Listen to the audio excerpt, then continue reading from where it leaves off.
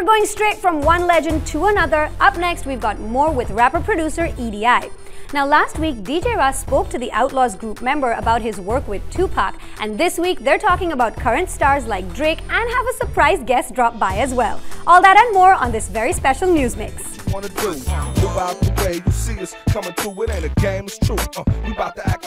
From being mentored by a hip-hop icon to laying the foundation for today's indie hip-hop entrepreneurs, Edi of the Outlaws has certainly been on the cutting edge of the music industry for the past 20 years.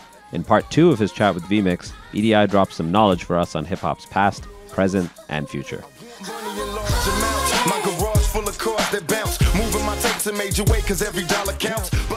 Now, I mean, you guys, from starting off, as a group to then going on, to being icons, and not only with Pac, but the Outlaws as well as a group, selling millions of records worldwide, getting all this attention. I mean, what advice do you have to up-and-coming artists that are coming in that want to aspire, to reach those levels, and also on the journey to it, staying grounded and not getting lost in, the limelight and everything? Wow, that's a good question, because I wouldn't even I would be a liar if I said we stayed grounded and stayed focused the whole time. You know what I mean? We're human just like everybody else, so we, and I'll speak for myself. I had times where I was just whatever. You know what I'm saying? But I would just say, for me, one of the main things that I did was just always try to, put the love for the music and the art form and the culture as a whole first. You know what I'm saying? And wanting to add to it instead of just take. Yeah. You know what I mean? Yeah. Better late than never. That's what an OG told. First Pac died, then Big died, then Nas told us hip hop died. How we let this happen? Generation after generation keep asking how we survived to get past. Had to keep on mashing. Obviously, hip hop is worldwide now. You have MCs in India incorporating Indian music. You have MCs in Africa incorporating African music. I mean, how do you see now when you look at this art form and how it's spread? And people are adding their own multicultural twist to it as well, going worldwide. I mean, how do you feel about the culture and where it's gone after all this time? I think it's amazing, man. You know what I mean? I think it's amazing. Like, a lot of times, fans send artwork from around the world, murals of Pac, and it just never ceased to amaze me how, this music, this culture has been accepted in so many places. And, even sitting here in Toronto, one of the top MCs in the game is right here from this city, you know what I mean? And who would have thought that just maybe 10 years ago? You know what I'm saying? That nobody saw that coming, you know what I mean? Yeah. Except for maybe him. Yeah. You know what I'm saying? So, I think it's dope. This is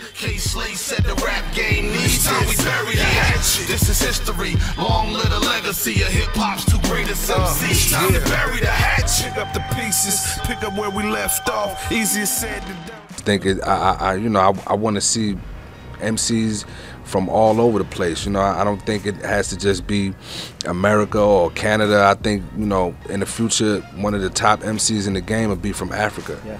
You know what I mean? And 10 years from now, people will be like, what is Edi talking about? The top rapper is African, and then 10 years you'll be like, wow, so-and-so from Kenya is the top rapper in the world. So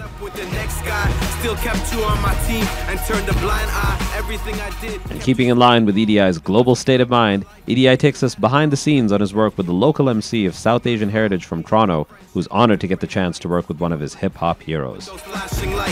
Everything about you I like. It was so explosive when we shared it. So we're here with Neil K, aka The Butcher, of course, Edi, legendary Outlaws. Neil, you're here with one of the legends of the hip-hop game in Toronto, Canada. I mean, tell us how this whole thing came together and how you feel, about recording one track already, and now I guess you guys are doing a second as well, right?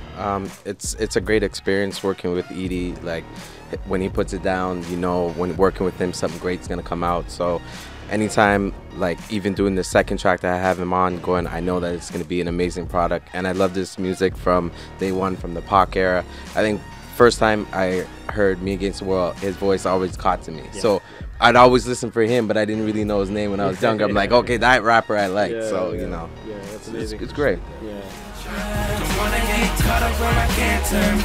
I need a chance to breathe and just do me.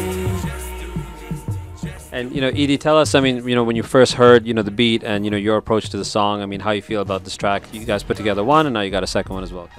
Well, the first time I heard the track, I was actually surprised by it, you know what I mean? Because a lot of times I require artists to send me the beat first or the song first so I can hear it, you know what I mean? Because, you know, you want to be involved with something that's quality, and I was pleasantly surprised by the track. It was a dope track, and I immediately wanted to get on it and knocked it out, me and Aktual, and it's a great record, man. Game of Love, man. Be on the lookout for it. It's going to be a big record. Almost too good, I don't need that.